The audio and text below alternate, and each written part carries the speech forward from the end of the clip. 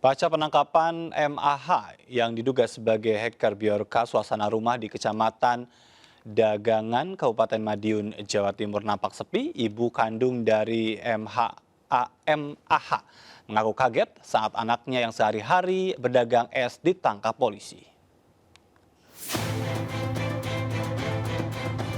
Inilah rumah MAH, warga desa Banjarsari Kulon, Kecamatan Dagangan, Kabupaten Madiun, pasca dijemput tim Cyber Mabes Polri Rabu malam.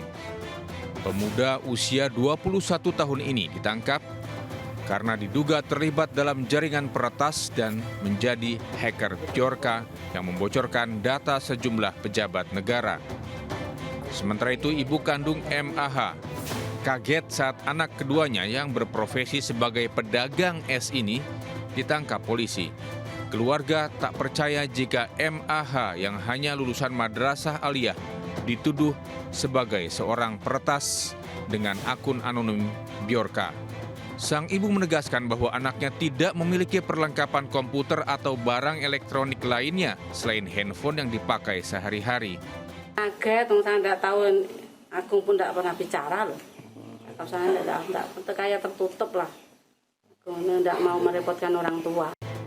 Orang tua MAH yang bekerja sebagai buruh tani kini hanya berharap agar anaknya segera dibebaskan dan dapat kembali berkumpul dengan keluarga. Dari Madiun, Jawa Timur, Arif Wahyu Effendi melaporkan.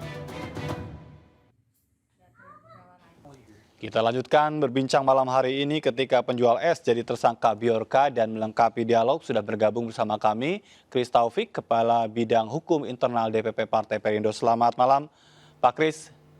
Selamat malam. Saya ingin minta tanggapannya ini untuk penjual es yang jadi tersangka dalam kasus Biorka, dalam sudut pandang Anda seperti apa, Pak Kris? Ya, kalau saya sapa juga ada Mas Fahmi sama Mas Heri, saya lihat di layar. Selamat malam. Ya, kalau pendapat saya begini, ini kan baru awal beritanya, juga penangkapan kan baru awal. Kita ikutin saja prosesnya, karena memang sepemahaman saya yang namanya hacker itu tidak tergantung profesi dan tidak tergantung pendidikan, tetapi memang itu keahlian khusus. Jadi menurut saya ya kita ikutin sajalah proses hukum, kan tentunya untuk ditangkap dan nanti diproses penyelidikan dan sebagainya kan pasti semuanya sudah ada SOP yang harus dijalankan oleh aparat penegak hukum. Menurut saya kita monitor dulu tanpa perlu kita mempermasalahkan dulu apakah ini benar atau tidak gitu. Tetapi yang lebih penting buat saya sebenarnya bukan penangkapannya. Yang lebih penting buat saya adalah bagaimana upaya kita untuk mengatasi peretasan data-data itu. Sebenarnya menurut saya itu yang lebih penting untuk didiskusikan dan segera ditemukan formulanya gitu. Bukan penangkapannya itu sih menurut saya. Baik, tapi sebelum ke upaya-upaya itu, menilik dari pernyataan pemerintah bicara tentang mengidentifikasi Biorka, seberapa yakin atau bagaimana sudut pandang Anda atas klaim tersebut? Kalau saya begini, saya pada posisi setiap klaim pemerintah itu patut kita apresiasi sampai terbukti sebaliknya. Menurut saya begitu. Baik. Menurut saya begitu. Baik, saya ingin ke Mas Ismail. Tadi disampaikan bahwa Biorka ini nampaknya dari aktivitasnya tidak membutuhkan teman, begitu ya. Tapi kalau kita track begitu kan, dan Anda pasti paham tentang itu, seberapa real sebetulnya seorang Biorka ini, begitu, dengan klaim-klaim yang sudah dimunculkannya itu? Kalau dibilang real ya real, kan keberadaannya ada ya, dia jualan juga. Jadi yang kita lihat itu ya, beberapa kita coba diskusi sama teman-teman menganalisis ini. Jadi kita pahami dulu bagaimana sih sebetulnya di dunia dark web itu, di mana di dunia itu kita jualan data.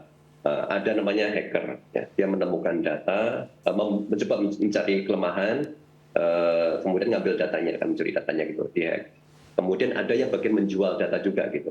Ada yang menemukan kemudian ngejual juga, ya, yang ngehack bukan menemukan, yang ngehack kemudian yang ngejual juga. Ya. Nah, itu semua terjadi di dark web. Dan semua ini real, ya. Dan mereka itu anonim semua, nggak memperlihatkan dirinya. Kalau dibilang tadi oleh Mas Kris bahwa yang namanya hacker itu bisa siapapun, ya saya kira saya setuju, bisa siapapun di situ. Karena yang dibutuhkan adalah kemauan dia, kesabaran dia belajar untuk menjadi hacker. Tapi memang ketika diamati dilihat misalnya di sini ya, ketika Siber Barreskrim Polri misalnya itu menangkap seseorang, tentunya kan di situ ada bukti-bukti yang harus ditemukan ya, misalnya ada handphonenya, mungkin ada alatnya, kemudian dia punya akses, harus dibuktikan dia bisa mengakses Telegram, bisa login ke Telegram, bisa posting di Telegram, memastikan bahwa dia yang mengelola Telegram itu, misalnya ini ya. Kemudian dan hal ini sebenarnya tidak perlu semuanya dibuka ke publik ya. Dan kalau memang benar, mestinya Barreskrim punya data itu untuk bisa digunakan untuk investigasi lebih lanjut. Kalau itu benar ya. Jadi saya sepakat dengan Mas Kris ya, kita wait and see aja. Tapi sebagai publik ya kita tentunya berharap ya ini menjadi pelajaran yang besar ya. Bagaimana penanganan kebocoran data, dan data yang sudah bocor ini harusnya bagaimana nih dampaknya ke masyarakat, dan apa yang harus dilakukan oleh masyarakat. Baik, tapi dengan ditangkapnya seorang pemuda di Madiun begitu kan, sementara kalau kita lihat dari identitas yang dimunculkan oleh Bjorka ini kan berada di luar Indonesia, atau memang sebetulnya Bjorka ini ada di Indonesia begitu? Ini belum konklusif ya kalau kita lihat ya, karena ada salah satu teknik juga di kalangan hacker itu, yaitu social engineering. Dia bisa mencoba untuk mengelabui pertama akses saja, misalnya menggunakan kayak onion berlapis-lapis, menggunakan VPN 1 nggak cukup untuk VPN berikutnya, dan seterusnya, sehingga tak ketahui satu akses saja belum tentu benar ya.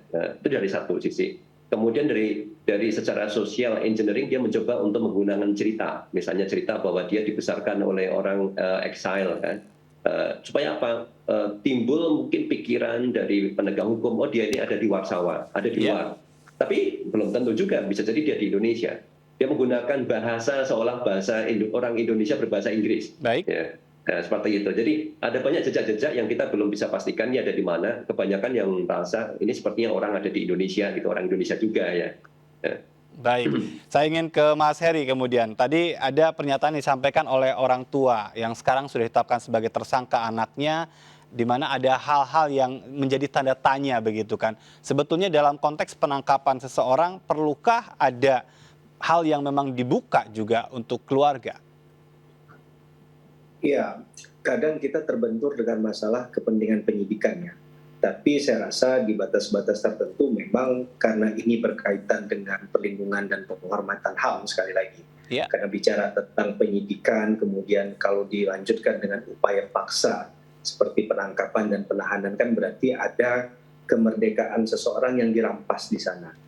Nah, minimal informasi keberadaan orang itu kan pasti diinfokan ke keluarga ya. Karena bagaimanapun kan kalau proses itu tidak kemudian transparan, tidak terbuka, logikanya pasti ada pertanyaan dari minimal dari keluarga, dibawa kemana, ditempatkan di mana, sehingga biasanya dalam proses-proses tertentu kan ada surat tugas gitu ya, penangkapannya apa, isinya, pelanggaran pasalnya apa, itu kan diinformasikan. Dengan kata lain, kalaupun di lain hari memang orang itu dibutuhkan untuk membuktikan sebaliknya, tadi saya meminjam istilahnya Mas Kris tadi, maka tentunya ini dapat dilakukan. Dia dapat mempersiapkan bukti bahwa memang bukan dia pelakunya. Nah ini kan saya rasa penting agar kita jadi cover both side ya, melihat ini dari dua sisi. Kita paham penyidik juga pasti tujuannya baik untuk mengamankan. Apalagi kalau kita lihat yang diretas ini adalah informasi yang tentunya bersifat penting, misalnya A1 dari negara gitu ya, bukan hanya bicara individu lagi. Karena kalau kita lihat karakteristik dari kejahatan dunia maya ini kan bisa merugikan secara material, non material, ditambah lagi dengan kerahasiaan informasi. Nah ini yang kemudian menjadi concern-nya pemerintah, mengapa kemudian bergerak cepat. Tapi memang kecepatan saja tetap perlu harus melihat dari quality-nya. Karena kalau dalam negara yang menjalankan due process of law, maka penting untuk melihat kualitas penanganan perkara yang benar, agar tadi tidak menjadi kickback juga. Iya, Begitu baik. ya. Saya Itu ingin tadi. kembali ke analisa hukum bicara tentang tadi. Kalau hacker itu aktivitasnya adalah memberitahukan ada sesuatu yang lemah dalam sebuah sistem. Nah, apakah ini memang bisa dikategorikan dalam konteks kejahatan dan jeratan hukum dalam regulasi atau undang-undang yang mana yang bisa masuk ke situ begitu? Ya, tadi sebarannya kalau itu bicara tentang data pribadi, tidak ada konsen dari orang itu ya, berarti tidak ada kesepakatan, maka ada pelanggaran hukum di dalamnya. Ada terbuka peluang penggunaan ITE ya di situ menurut saya ya, ada Undang-Undang 19 tahun 2016, ada di pasal 26, 30, 32 begitu ya, kaitan dengan jaringan pengaman sosial untuk dalam konteks keamanan cyber tadi. Dan kemudian juga yang belum dikeluarkan ini adalah undang-undang nanti ke depan ada perlindungan data pribadi. Tapi kan itu belum bisa digunakan ya? Pastinya, karena Baik. memang ada asas legalitas yang menyatakan belum delictum non appona sine pravia legi ponali kan, bahwa hukum itu dia dapat berjalan, dapat diterapkan ketika sudah ada aturan yang mengatur sebelumnya. Jadi kalau belum ada yang diatur berarti itu belum dikatakan suatu perbuatan pidana. Nah ini mungkin celah-celah tadi yang dikatakan sebagai loopholes gitu ya, yang dimanfaatkan untuk mereka yang memang bertujuan meretas tadi dalam konsep kejahatan. Karena kalau kita lihat perkembangan teknologi informasi yang dimanfaatkan tadi itu berbanding lurus kan penyesatan dengan meningkatnya kejahatan yang berkaitan dengan teknologi informasi juga. Baik. Ini yang menjadi semakin kompleks tadi. Nah ini yang kemudian perlu untuk diatur oleh negara lebih khusus lagi, menggunakan pendekatan yang tidak hanya mengatur ITA-nya saja, tapi lebih konsepnya adalah kepada substance-nya adalah data pribadi. Baik, nanti kita akan ulas lebih jauh lagi. Tadi sudah disinggung oleh Pak Kris bagaimana sebetulnya upaya-upaya nyata begitu kan. Kita akan jeda, tetap bersama kami, tetap di MNC News Prime.